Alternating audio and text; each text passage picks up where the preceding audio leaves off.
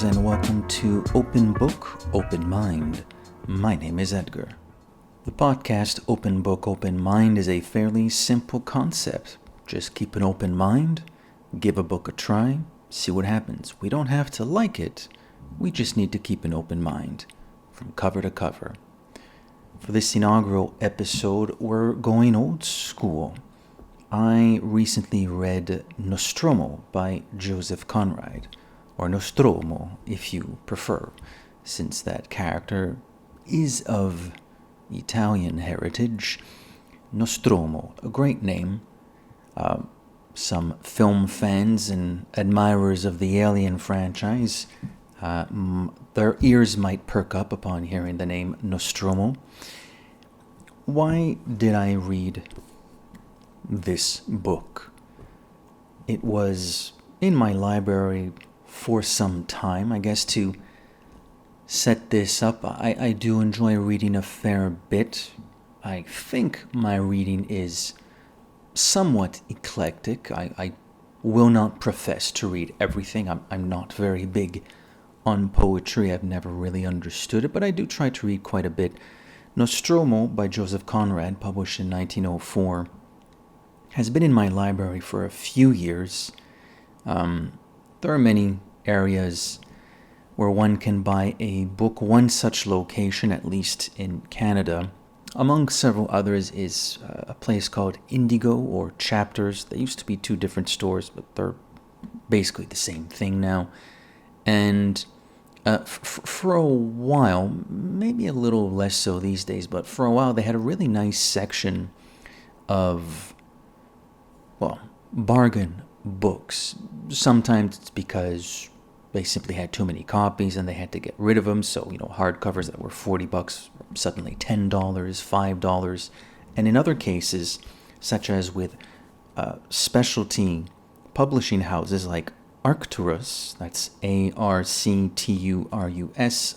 Arcturus, Arcturus. I visited their website. They seem to be a publishing house that serves primarily institutions and schools, so I guess they print and sell in bulk. Well, for whatever reason, the Indigo bookstore sometimes has a plethora of copies of classic novels, classic stories under that Arcturus banner in paperback form, and they're very, very accessible. Even your average paperback these days is between $15 and $20, sometimes, oftentimes more than $20. I mean, these things are like $6 or $7. And I bought it a few years ago. I knew the name Joseph Conrad primarily because of Heart of Darkness, although I have not read Heart of Darkness. But I figured, look, it's an interesting opportunity to pick up at least one of his books. Little did I know that I actually own another one. Forgot about that. A couple years go by, and just a couple weeks ago, I decided to finally crack open Nostromo. Joseph Conrad, an interesting person, born in Ukraine at a time when that country, how the more things change, the more they stay the same. At a time when the country was under a degree of oppression from Russia. And in fact, his parents perished while being prisoners of the state. Ergo, Conrad was an orphan, I believe, at the age of 11 or 12 years old only. This is in the late 19th century. He gets out of there, he stays with family, and becomes basically a sailor. He spends about 2 decades on the open water, fulfilling various forms and rising the ranks. So he knows the sea, he knows what it is to work on a boat, he knows what it is to work at ports, he knows that lifestyle, which will come into play in Nostromo. And this book, as previously stated, published in 1904, serialized, although these days, obviously, you get it in a single novel form, basically tells the story of, how would I say this? The country, fictional, of Costaguana, which is in Latin America, South America, and more specifically its capital city along the water, so it's a port city of Sulaco, which is another name that probably rings a distant bell for Alien fans of that film franchise, that is. And there isn't really a main character in Nostromo. Nostromo himself is a shipman. He is a sailor. Sometimes he's a sailor, sometimes he plays the role of an enforcer. He is an Italian immigrant to this country of Costaguana. He works for a certain Captain Mitchell, who captains, obviously, a ship, although he seems to be primarily stationed in Sulaco. And it's not so much the story of Nostromo, but rather, I would say, two things. It's everything happening in the capital of Sulaco. It's a somewhat violent place, and Costaguana is a somewhat violent country. There are frequently insurrections, revolutions, counter-revolutions. It's not the most stable state. And Nostromo just seems to often find himself in the thick of things. He's burly. He's a tall man. He leads by action. He seems to be quite charismatic.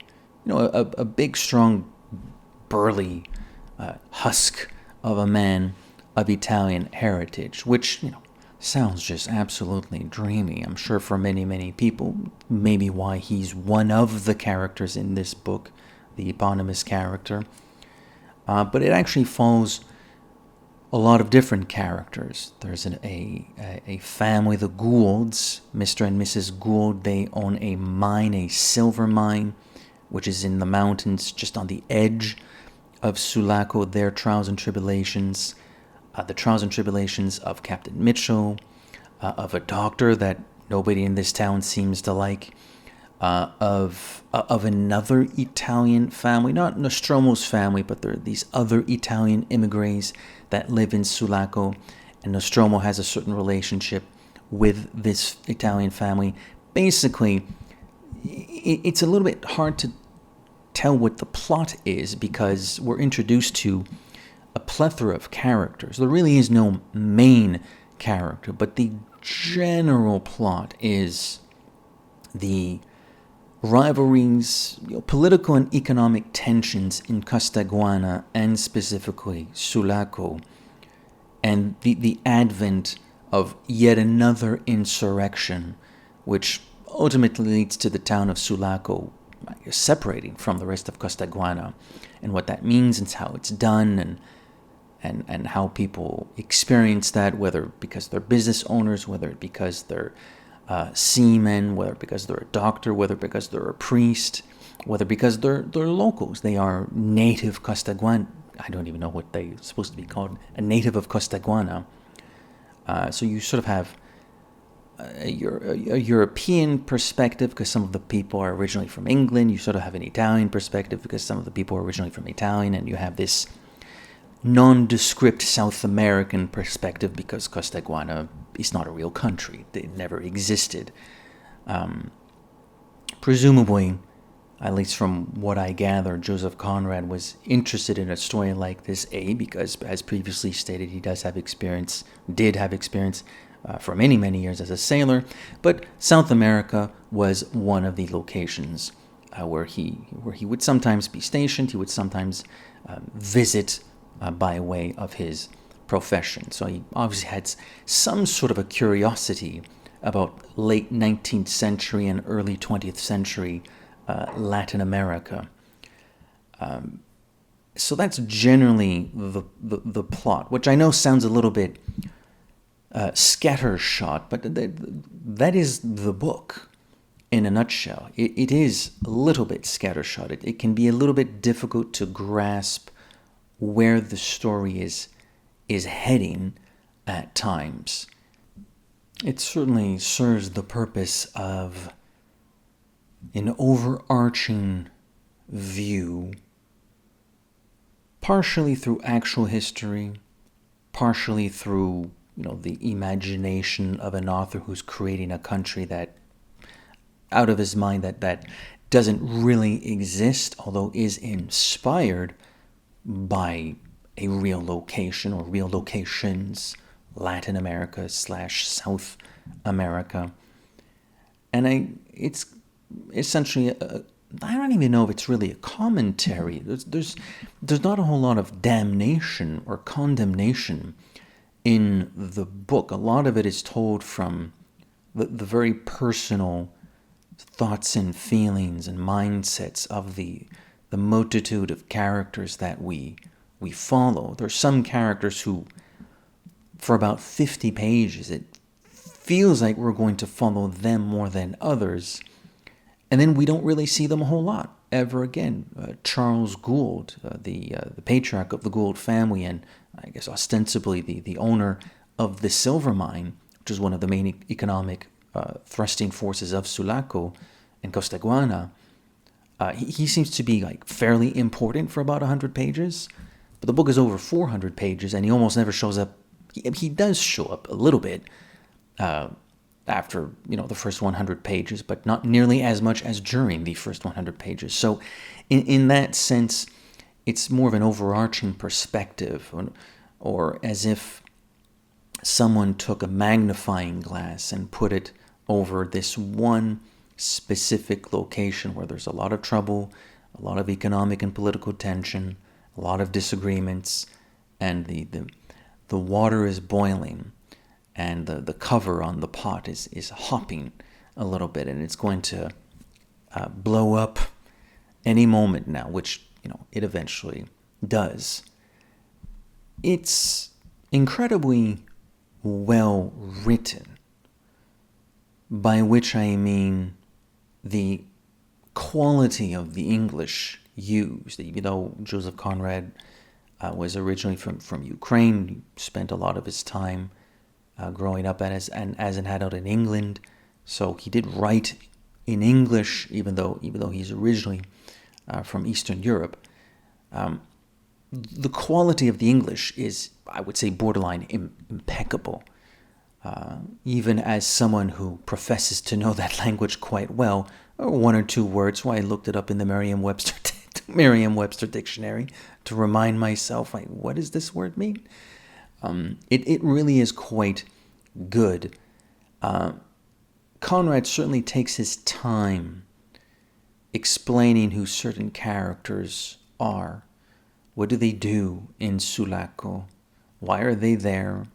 What do they think of the place? What do they think of the people? What are the relationships with other characters that pass through this story, come in and out? Where does the story take them? Where would, in their mind, what are their aspirations? Where do they want their personal journeys to take them? And in that respect, Conrad is certainly not in any hurry. There's no rush to this story.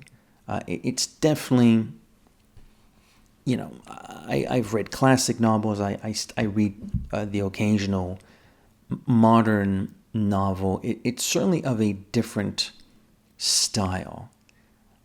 I don't know how many books, I don't know how many novels, at least in the English language, come out these days that are written like Nostromo, where the plot is sort of important, but also not so much, at least not as much as what the characters are feeling and thinking, and what they think their place is in Sulaco, maybe what they think their place should be in Sulaco.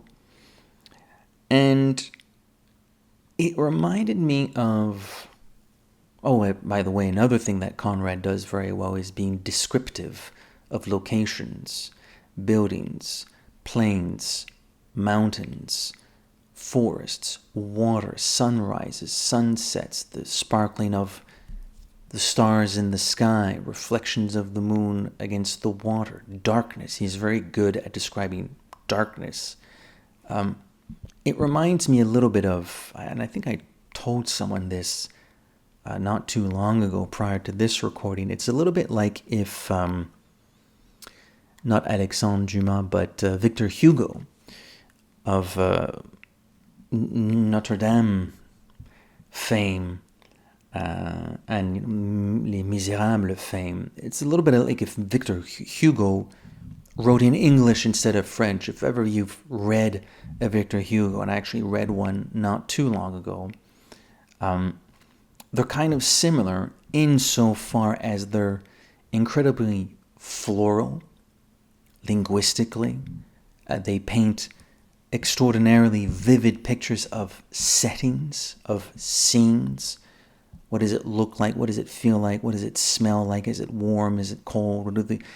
What are the characters dressed as? Again, going back to the idea of there's no real rush here. A lot of lines and paragraphs are taken up by those descriptions. And much like with Joseph Conrad, Victor Hugo is an extraordinary writer. His master of the French language is second to none, you can argue. But similarly, there's no rush. This isn't an action novel. This isn't an adventure novel. Strap in and be patient. You have to be patient with a book like Nostromo. It's an interesting, I guess in a funny sense, ironically perhaps, it's an interesting history lesson within the context of a fictitious state, a fictitious nation. It's no secret that Europeans and to an extent the United States have had a significant influence, and not always particularly pleasant influence, on Latin and South America. Just consider what the Spanish did for hundreds of years to various cultures and kingdoms in South America, and maybe more recently, over the past 100 to 200 years, what the United States have tried to accomplish, perhaps sometimes quite clumsily, in Latin and South America. So those things are part of the book. And the moment when I realized this was about halfway through, or maybe 2/3 of the way through. And it dawned on me that although nobody seems to be the principal character of the story, it's very much an ensemble. The overwhelming majority of the characters that I would include in this ensemble piece, parts of the ensemble, they're all the immigrants. The English, the Italians, French is a French character. He's a journalist. Him, I don't remember how he gets there or why he's there, but anyways, he's reporting on stuff there. And there aren't very many Costaguanans who are part of this ensemble. Maybe a couple of them are, but not a whole lot, which I guess is ironic in a sense, or perhaps not so, since Joseph Conrad himself was a European, obviously well-traveled and well-learned, and an exquisite writer. But he's not a Latino. He's not from South America. So he would write a story that takes place in a fictitious country in Latin America from a mostly European perspective, although there are a few characters who are a part of that ensemble who have spent most of their lives in Costaguana. So in a funny way, I guess, I don't know if he's doing it deliberately or it's accidental, but Conrad seems to split the difference with some of these characters. They're not, their racine, their roots are not necessarily in Sulaco and Costaguana, but they've spent more time in their lives there than in Italy or in Germany or in France or in England. They've spent most of their lives in Sulaco, even though their roots are not there. So I guess you could call it he's kind of splitting the difference a little bit. So that was interesting as well. And again, does sort of speak to how oftentimes, not always, but oftentimes those locations, the real ones, not fictional ones like Costaguana, but the real countries and their histories are often written about from the perspective of people who are not necessarily from there. That's not to say they don't do a good job when they, write their history books or their political analyses or their socio-political analyses. Most of them, I'm sure, do quite a fine job. But it's there's always a little bit of that outsider's perspective, and that's present also in Nostromo. And I would say I don't want to be too long-winded here. We've already been going on for a little while here. Maybe the last salient point about the novel is the fact that the titular character is Nostromo, and as I've already hinted at least a couple of times in this podcast, he's not really the main character as far as presence on the page, the literal presence on the page. We're spending time with Nostromo. We don't really spend that much time with him. He comes in and out, and there are long portions of the story where he is not physically present in the scenes that we are reading. That being said, he seems to be someone who, at least from the point of view of the people who need him, like the captain of the ship, like the owners of the mine, like the elderly Italian couple and their daughters, from the perspectives of the people who, quote, need him, end quote, he is a prominent figure. He's one of those personalities that he doesn't have to be in the room. His presence is still felt.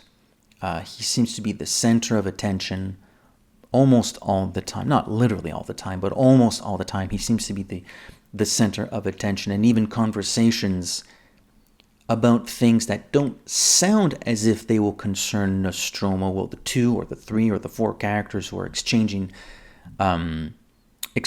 words will reference the fact that, oh, well, Nostromo's done this, Nostromo could do this, he could do that, he could help us with this. He has this effect. Oh, we need person X who lives, down the street or on the other side of town. Well, Nostromo knows him. We can get Nostromo to convince him of. So in that sense, Nostromo kind of is the main character, even though he's not always literally in the scenes that we're reading. In fact, he's not really in that many scenes at all. He becomes maybe a little bit more present in the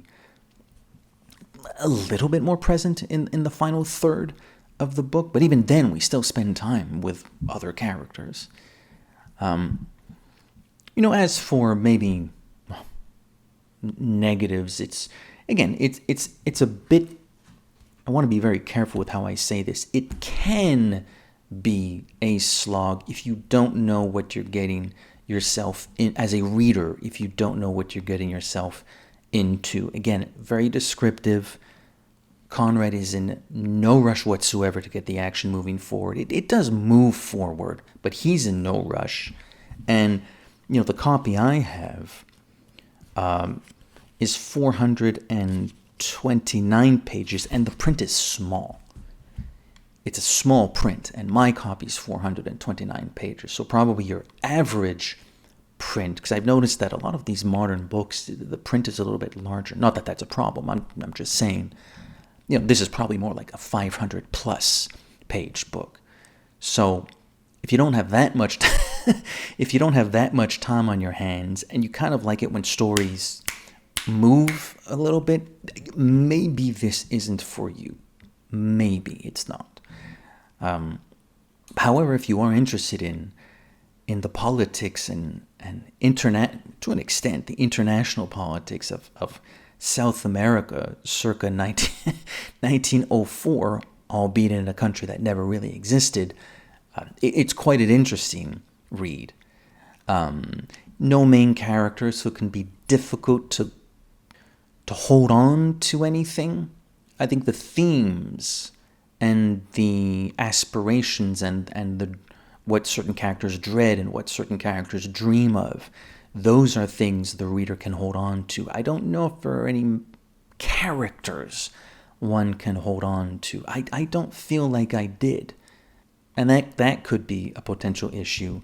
And lastly, I know I already alluded to this a little bit earlier, but this could hold a lot of importance, or this could be of significant importance to at least maybe some people out there. But like I said earlier, it's not really written from the perspective of any truly natives of Costaguana. It's mostly from the French character, the Italian character, or the English couple who, yes, they've spent most of their lives in Costaguana, but there's still a lot of Englishness about them.